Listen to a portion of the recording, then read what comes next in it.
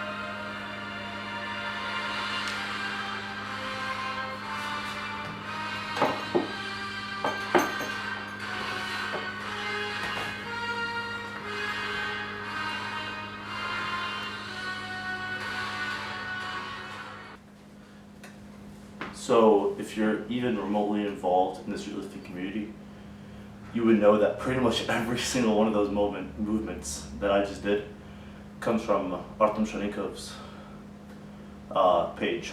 The guy just knows how to train tendons properly. Tendons stabilize your movements, especially in a dip where the main essential portion of the dip is control. You need to be stable. If you don't have those, you'll never be able to dip heavy, nor you will be able to dip for a very long time. Training your tricep tendon and your bicep tendon and your wrist, not only in dips, but also in pull-ups and in squats and in things such as arm wrestling or curling or bench pressing. If you want to be able to lift heavy in those movements and do it for a long time, you need to make sure that your stabilizers are strong.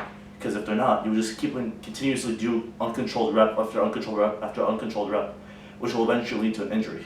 Things such as tendon training, pause tempo reps, increased range of motion but with lighter weight, deload days, rest days, all these things that people say are gym science and too babyish to do are what allow you to be able to lift for such a long time.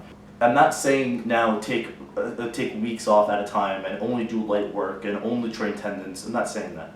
But incorporating some of it into your training, into your program or block or training schedule or whatever you guys have, will help you. I increased from 106.5 kilograms to 115 kilograms in my dip in 1 month, just by incorporating pause tempo days, increased rest days, and deload days. I just added a little bit of light recovery work and I allowed my body to recover a little bit more alongside the heavy training days, and my progress exploded. I went from 100 kg 1 rep max in October to 115 kg in December. In 2 months I increased 15 kilograms. These rest days and these deload days, they do add up and they're really useful. And not only that, you have to do them. If you don't do them, you will eventually do an injury. And I always tell this to whenever someone's starting off in the gym, it doesn't matter how strong you are if your body is completely destroyed. It's important to lift heavy, and it's important to be able to be really strong. It's important to be strong, but don't do it at the expense of your health. Chillax a little bit and let your body recover and do some baby work alongside heavy work.